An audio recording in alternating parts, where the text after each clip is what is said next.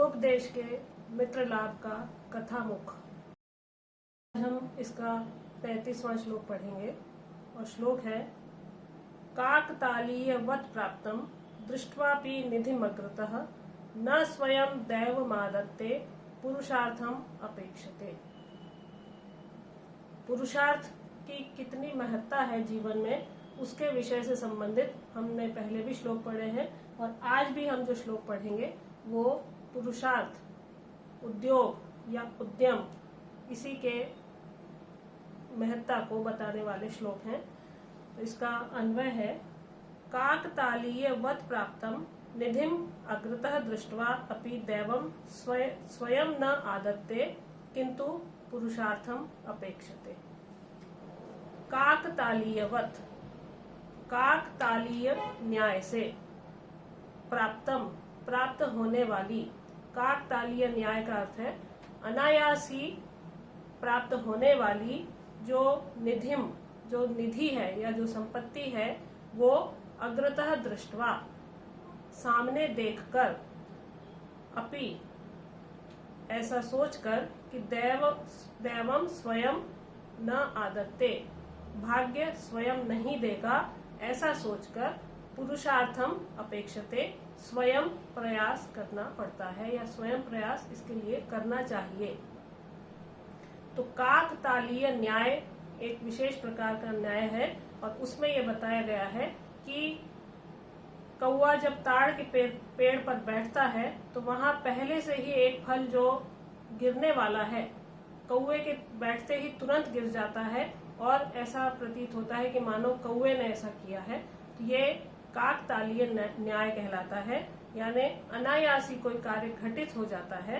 तो ऐसा होने पर काकतालीय न्याय से यदि हमें कोई धन राशि सामने दिखाई दे रही है, अनायासी हमें कोई धन प्राप्त हो रहा है, लेकिन उसके लिए भी हमें स्वयं प्रयत्न करना पड़ता है।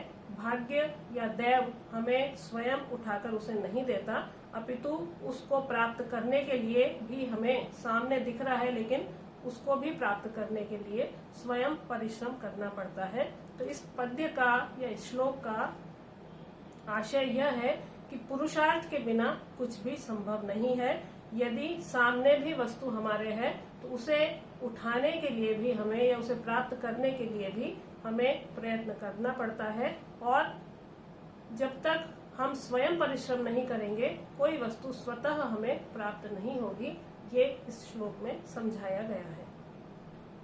अब इसमें दृष्टवा शब्द आया है, इसमें दृष्ट धातु से त्वा प्रत्यय लगा है और उससे दृष्टवा बना है। अग्रतः शब्द आया है, इसमें अग्र शब्द से तसिल प्रत्यय होकर अग्रतः बना है।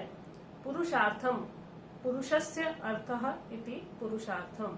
तो यहाँ पर हमने पुरुषार्थ के बारे में पढ़ा है। अगले श्लोक में भी यही हम पढ़ेंगे। यत् यथा मृत पिंडतः कर्ता कुरुते यद यद इच्छति एवं आत्मकृतम कर्म मानवः प्रतिपद्यते। यथा जैसे, जिस प्रकार, कर्ता करने वाला या निर्माण करने वाला जो कुंभकार है, कुम्हार है, मृत पिंडतः मिट्टी के पिंड से यद यद इच्छति जो जो चाहता है, जो जो वस्तु बनाना चाहता है, तत् तत् कुरुते वह बना लेता है, वैसी वस्तु बना लेता है। तो मिट्टी के पिंड से जैसे कुम्हार जिस आकृति में या जिस तरह का पात्र वो बनाना चाहता है वैसा वो बना लेता है, एवं उसी प्रकार से मानवः मनुष्य को भी आत्मकृतम कर्म प्रतिपद्यते। आत्मकृतम अपने द्वारा किए गए जो कर्म है, जो कार्य है, शुभ या अशुभ जो भी कार्य है, उनके फल को वो प्रतिपद्यते प्राप्त करता है। तो मनुष्य अपने ही कार्य से शुभ और अशुभ फल प्राप्त करता है। जैसे कुंभकार मिट्टी के पिंड से जैसी आकृति चाहता है वो वैसी बना लेता है, उसी तरह से मनुष्य भी यदि अच्छे कर्म करेगा तो अच्छा फल प्राप्त करेगा, बुरे कर्म करेगा तो उसे अशुभ फल प्राप्त होगा। तो सब मनुष्य के हाथ में ही है कि शुभ फल या अशुभ फल, कर्म फल प्रदान करने वाला कोई और नहीं है, बल्कि मनुष्य स्वयं ही अपने कर्म के अनुसार इस प्रकार के फलों को प्राप्त करता है। इसमें है मृत पिंडतः, मृदः पिंडः इति मृत पिंडः, और ये षष्ठी तत्पुरुष समास का उदाहरण है। आत्मकृतम, आत्मना कृतम इति आत्मकृतम।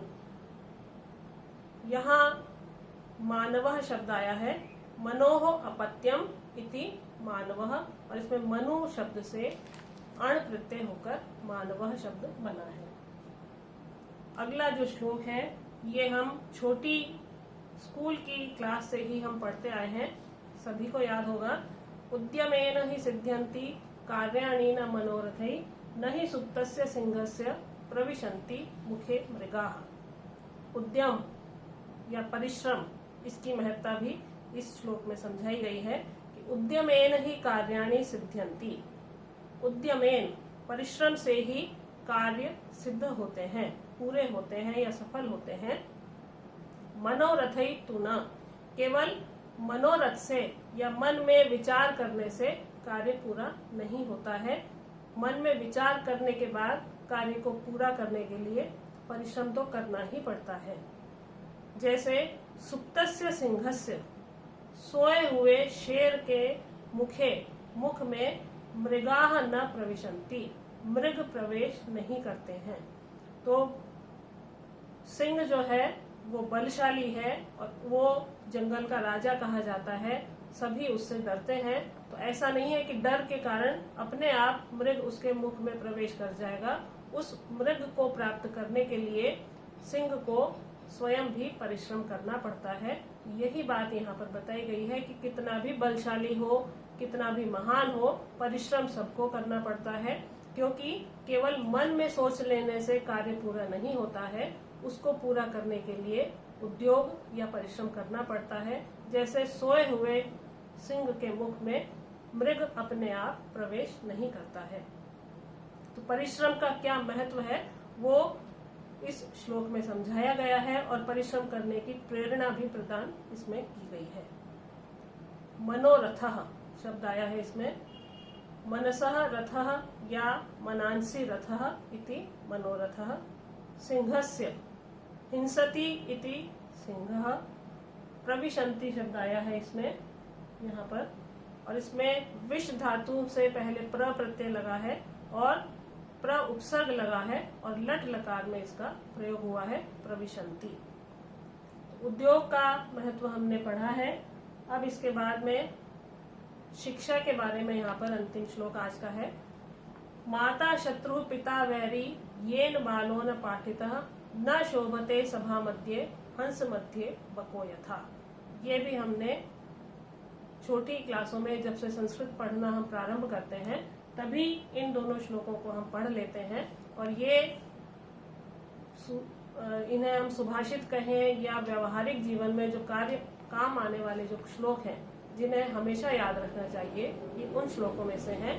तो यहाँ बताया गया है कि येन बालः न पाठितः, जिस माता और पिता ने बालः न पाठितः, अपने बालक को या अपनी संतान को न पाठितः नहीं पढ़ाया है, उसे विद्या प्रदान नहीं की है, वो क्या होता है, माता शत्रु पिता वैरी, वो दोनों उसके शत्रु होते हैं। उस बालक के माता और पिता दोनों शत्रु हैं जिन्होंने उसे या अपनी संतान को विद्या प्रदान नहीं की है। यथा, जैसे हंस मध्य, हंसों के बीच में बको न शोभते, बगुला शोभा नहीं देता है, वैसे ही बालक भी जो है सभा मध्य न शोभते, विद्वानों की सभा में शोभा को प्राप्त नहीं होता है। जैसे हंसों के बीच में बगुला शोभा को प्राप्त नहीं होता है, वैसे ही अनपढ़ बालक या अनपढ़ व्यक्ति विद्वानों की सभा में शोभित नहीं होता है, बल्कि वो उपहास का पात्र होता है। इसलिए शिक्षा कितनी आवश्यक है या विद्या प्राप्त करना क्यों आवश्यक है, वो इस श्लोक में बताया गया है कि जिसने अपने संतान को नहीं पढ़ाया है वो माता पिता अपनी ही संतान के शत्रु होते हैं, क्योंकि अनपढ़ बालक कभी भी विद्वानों की सभा में शोभा को प्राप्त नहीं होता है। इसमें दो शब्द आए हैं, सभा मध्य और हंस मध्य। तो सभायाम मध्य और हंसानाम मध्य, ये इसका विग्रह है। और शोभते, इसमें शुभ धातु से का जो लट लकार में प्रयोग हुआ है। तो आज हमने जो पढ़े हैं इन 3 श्लोकों में परिश्रम के महत्व के बारे में पढ़ा है कि अपने मन में सोच लेने से कार्य पूरा नहीं होता है, केवल मनोरथ ही नहीं बल्कि परिश्रम भी कार्य की सिद्धि में आवश्यक होता है। और अंतिम श्लोक में हमने पढ़ा है कि विद्या जो अपने संतान को नहीं देते हैं वो माता पिता अपनी ही संतान के शत्रु के समान होते हैं।